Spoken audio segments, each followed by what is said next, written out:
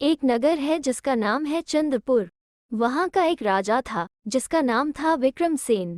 वहीं एक कुलीन परिवार का एक आदमी हरिदत्त भी रहता था। उसकी एक पत्नी थी जिसका नाम था श्रृंगार सुंदरी और उसका एक बेटा था जिसका नाम था मदन। मदन का विवाह हो चुका था और उसकी पत्नी का नाम था प्रभावती। प्रभावती नगर के एक बहुत बड़े आदमी की बेटी थी। मदन एक अच्छा बेटा नहीं था। वो भोग विलास में ही लगा रहता था। वो केवल जुआ शराब और स्त्रियों में ही लगा रहता था। किसी और की उसे कोई चिंता ही नहीं थी। अपने बेटे को बुरे रास्ते पर जाते देखकर माता पिता को बहुत चिंता लगी हुई थी।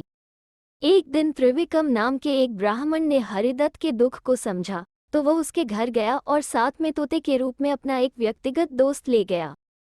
ब्राह्मण हरिदत्त के घर जाकर बोला, प्यारे हरिदत्त, इस तोते की देखभाल करना और इसे अपने बेटे की तरह समझना। मुझे विश्वास है कि यह अपनी बुद्धिमानी और ज्ञान से तुम्हारा दुख दूर कर पाएगा। हरिदत्त ने उससे तोता ले लिया और अपने बेटे को दे दिया। बेटे ने उसे एक सोने के पिंजरे में रखकर अपने सोने के कमरे में रख लिया। एक दिन तोते ने खुश मूड में मदन से कहा, मेरे बेटे, तुम्हारी नीचता के लिए तुम्हारे पिता बहुत रो रहे थे। तुम्हारे ये गलत रास्ते तुम्हें नष्ट कर देंगे, जैसे उन्होंने देवशर्मा के साथ किया था। मदन बोला, और यह देवशर्मा कौन था? तोता बोला, एक नगर है पंचपुर नाम का। वहाँ सत्यशर्मा नाम का एक ब्राह्मण रहता था। उसके धर्मशीला नाम की पत्नी थी और देवशर्मा नाम का एक बेटा था। देवशर्मा दैवीय ज्ञान प्राप्त करने के लिए इतना उतावला था कि वो अपने माता पिता के प्रति कर्तव्यों तक को भूल गया था। वो उस ज्ञान की खोज में दूर देश चल दिया। वो भागीरथी के तीर पर पहुंचा और वहां पहुंचकर घोर तप करने लगा। एक दिन वो अपनी तीर्थयात्रा के लिए जा रहा था कि एक बगुला उड़ता हुआ उसके ऊपर से गुजरा और उसके ऊपर बीट कर गया। साधु ने क्रोध से ऊपर देखा तो दुर्भाग्य से वो चिड़िया उसकी दृष्टि पड़ते ही तुरंत ही मरकर नीचे गिर पड़ी और राख हो गई। देवशर्मा अपनी यात्रा पर आगे चला गया और एक ब्राह्मण के घर पहुंचा। वहां उसने भोजन और ठहरने की जगह मांगी तो ब्राह्मण ने अपनी पत्नी को पुकारा और उसकी आज्ञा से उसकी पत्नी ने ब्राह्मण को बगुले को नष्ट करने के लिए बुरा भला कहा। अंत में उसने उससे यह कह दिया कि उस जैसे के लिए वहां कोई जगह नहीं है, वो किसी और जगह जाकर शरण खोजे। देवशर्मा इस बात कुछ क्रोधित हुआ पर फिर आगे चला गया। अपने क्रोध को देखकर उसे कुछ अच्छा नहीं लग रहा था। अंत में वह वाराणसी पहुंच गया।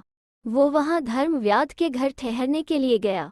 धर्मव्याध एक बहुत ही ज्ञानी ब्राह्मण था जिसको एक शाप ने कसाई बना दिया था। देवशर्मा को धर्मव्याध घर पर ही मिल गया। वो एक जंगली की तरह दिखाई देता था। उसके दोनों हाथों से खून टपक रहा था। उसकी इस शक्ल से ऐसा लग रहा था जैसे उसके सामने कोई राक्षस खड़ा हो। देवशर्मा तो यह दृश्य देखकर बहुत ही डरा डरा सा खड़ा रह गया, पर कसाई ने उसे नमस्ते की और उसे घर के अंदर बुलाया। उसे भोजन खिलाया और उसे रहने की जगह दी। देवशर्मा ने कहा, आप मुझे बताइए कि आपने और आपकी पत्नी ने इतनी अच्छी बुद्धि कहाँ से सीखी? आपने यह दैवीय ज्ञान भी कब सीखा? कसाई बोला, जब जिस आदमी के जिन परिस्थितियों में जो कर्तव्य होते हैं, जो आदमी बाहरी सुखों की ओर आकर्षित नहीं होता, चाहे वे छोटे हों या बड़े, वो जो अपने पिता का आज्ञा पालन करता है और जो सब दशाओं में समान रहता है, वही सच्चा भक्त है। उसी के पास सच्ची बुद्धि होती है और वही गुणवान होता है। मैं और मेरी पत्नी ऐसे ही हैं, पर तुमने तो अपने पिता को ही छोड़ दिया है। तुम तो घर से निकलकर बाहर घूम रहे हो। तुम तो मेरी एक भी स्थिति के बारे में बोलने योग्य भी नहीं हो। मैं अतिथि के स्वागत के कर्तव्यों का आदर करता हूँ, इसीलिए मैं तुम्हारे प्रश्न का उत्तर दे सका। देवशर्मा ने पूछा, और पूर्ण अनुशासन कहाँ रहता है? कसाई बोला, जो उन लोगों का आदर नहीं करते जिनका आदर करना चाहिए, जो दूसरों से घृणा करते हैं, ऐसे लोग कभी स्वर्ग नहीं जाते। कसाई की यह सलाह सुनकर देवशर्मा वापस लौट गया और फिर अपने घर जा पहुंचा। वहां पहुंचकर उसने अपने कर्तव्य करने प्रारंभ किए और फिर इतना प्रसिद्ध हो गया कि इस संसार में भी प्रसन्न रहा और दूसरे संसार में भी प्रसन्न रहा। तोता आगे बोला, यही तुमको भी करना चाहिए। तुम्हें इस संसार में रहकर जिन परिस्थितियों में भी तुम रह रहे हो, अपने कर्तव्यों का पालन करना चाहिए, और तुम्हें अपने माता पिता की इच्छाओं को पूरा करना चाहिए। यह सुनकर मदन को बहुत पश्चाताप हुआ। वो भी घर वापस चला गया और अपने माता पिता की सेवा करने लगा। इसके शीघ्र पश्चात ही उसने अपने माता पिता की आज्ञा से उन्हें छोड़ दिया, अपनी प्रभावती से भी विदा ली और एक दूर देश चला गया। उसकी पत्नी उसकी अनुपस्थिति में कुछ दिन तो दुखी रही, पर बाद में उसकी सहेलियों ने उसे सलाह दी कि वो अब अपना यह दुख त्याग दे और किसी दूसरे को खोजे जो उसे उसके इस अकेलेपन में सांत्वना दे सके। उन्होंने उसे समझाया कि पिता और पति सब बहुत अच्छे हैं, पर वे तभी तक अच्छे हैं जब तक वे जीवित हैं। उनकी मृत्यु के पश्चात या फिर अगर वे मृत जैसे भी हों तो भी उनके सहारे अपना जीवन खराब करना बहुत बड़ी मूर्खता है। इसलिए यद्यपि तुम्हारा पति घर छोड़कर चला गया है, पर तुम तो अभी नौजवान हो, तुम्हें इस तरह रोना शोभा नहीं देता। प्रभावती ने देखा कि उसकी सहेलियों की सलाह में कुछ दम है, सो वो तुरंत ही उनकी सलाह पर काम करने चल दी। उसे एक गणचंद नाम के व्यक्ति से प्रेम हो गया, पर असल में वो अपने घर से कुछ इस तरह से गई थी कि तोते ने उसको बहुत बुरा भला कहा और कहा, तुम्हारा यह व्यवहार तो बहुत ही खराब है। तोते की यह सलाह सुनकर प्रभावती को इतना क्रोध आया कि वो अपने नौकर से यह कहने वाली थी कि उसके जाने के तुरंत बाद वो उसकी गर्दन मरोड़ दे। पर जाने से पहले उसने एक क्षण प्रतीक्षा की और सोचा कि वो अपने कुल देवता को पान चढ़ाकर तब वहां से जाएगी। जब वो इस काम में लगी हुई थी तो तोता बोला, भगवान तुम्हें सफल करें, जहां तुम जा रही हो, पर तुम जा कहाँ रही हो? प्रभावती ने अपने मन में सोचा, यह तो केवल एक चिड़िया है, सो मैं इससे कुछ भी कह सकती हूँ। उसने हंसकर उससे कहा, मैं अपने प्रेमी से मिलने जा रही हूँ। तोता यह सुनकर आश्चर्य से बोला, क्या? मैंने तो किसी भी कुलीन स्त्री को ऐसा करते नहीं सुना। खैर, अगर तुमने अपना मन बना ही लिया है तो चाहे यह बात सही है या गलत, मुझे लगता है कि तुम्हें जाना ही चाहिए। क्योंकि जब ओछे चरित्र वाले दुखी होते हैं तो वे अपना मन किसी और चीज में लगाने की सोचते हैं, जैसे कि एक ओछे चरित्र वाली स्त्री ने एक व्यापारी के बेटे के बाल पकड़कर खींच कर किया। प्रभावती ने तोते को आदर के साथ सिर झुकाकर पूछा, और फिर उसने क्या किया? तोता बोला, अगर तुम अपने प्रेमी के पास जा रही हो तो अवश्य जाओ, पर जाने से पहले मेरी यह कहानी सुनती जाओ। प्रभावती बैठ गई और तोते ने अपनी कहानी सुनानी प्रारंभ की। एक बार चंद्रावती नाम की नगरी में एक राजा रहते थे जिनका नाम था भीम। उसी नगरी में एक और आदमी रहता था जिसका नाम था मोहन। वो वहां के एक बहुत बड़े आदमी का बेटा था और बहुत धनी था।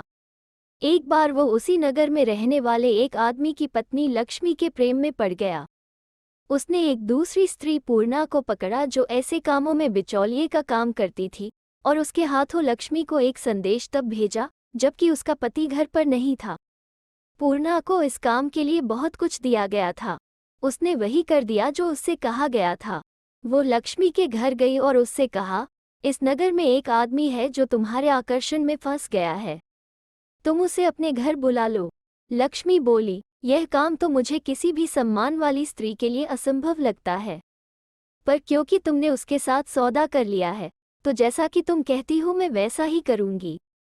क्योंकि जैसी कि कहावत है, हरी भी जहर को नहीं रोक सकते, कछुआ अपनी पीठ पर धरती को लादे रहता है, समुद्र के अंदर भी आग होती है, ईमानदार लोग अपनी बात के पक्के होते हैं।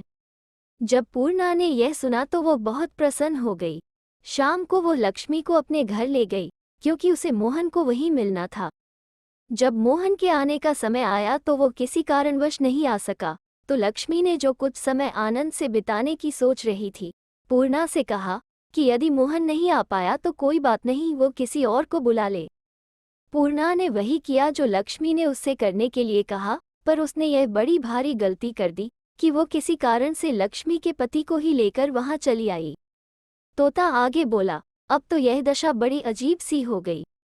तुम क्या सोचती हो कि उसके पति ने क्या किया होगा और उसने स्वयं ने क्या किया होगा? प्रभावती और उसकी सहेलियों ने कहा, हम तो बिल्कुल भी नहीं सोच सकते कि उन दोनों ने क्या किया होगा। तुम ही बताओ न।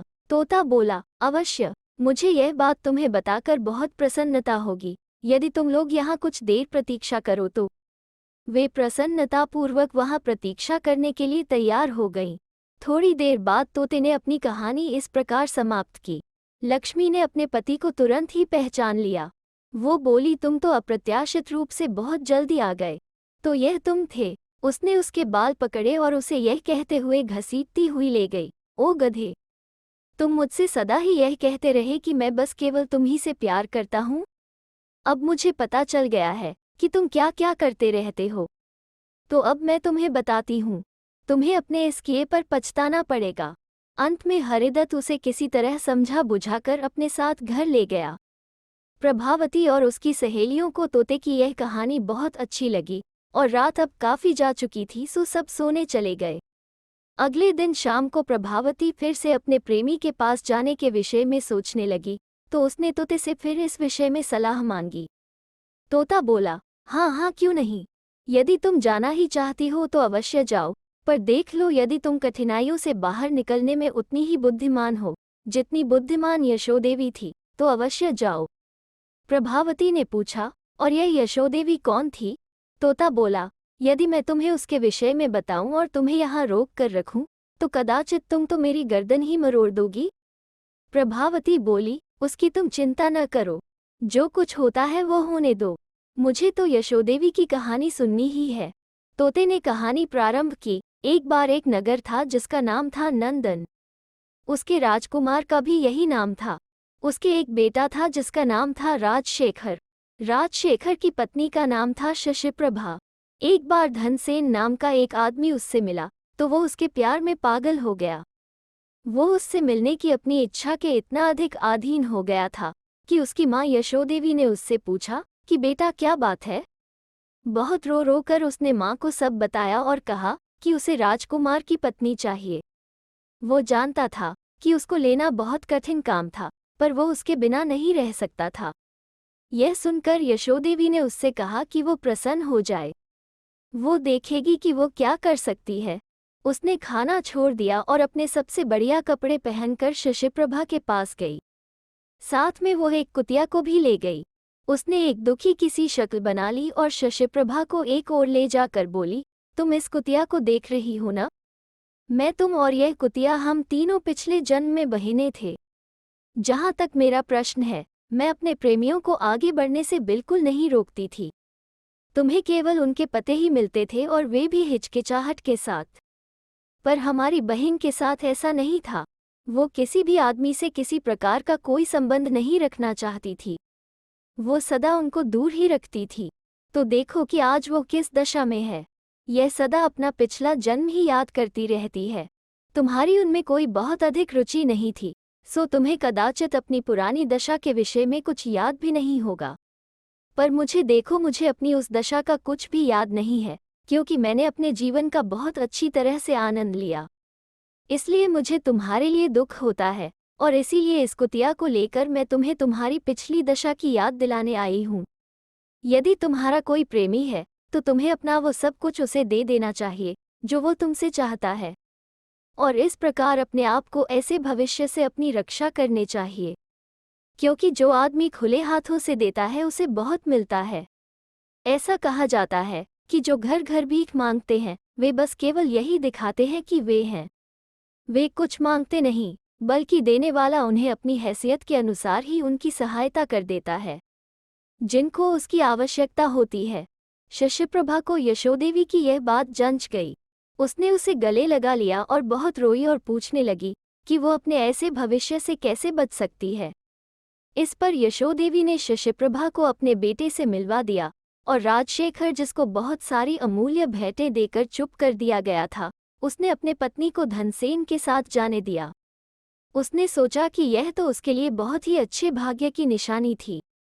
इस प्रकार यशोदेवी ने राजकुमारी के राजकुमार को साथ धोखा दिया और अपना उद्देश्य सीधा किया।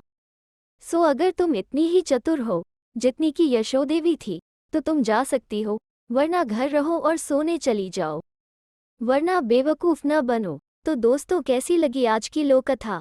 अगर अच्छी लगी तो लाइक और शेयर करें और चैनल को सब्सक्राइब करना ना भूलें। फिर मिलते हैं एक नई लोककथा पर।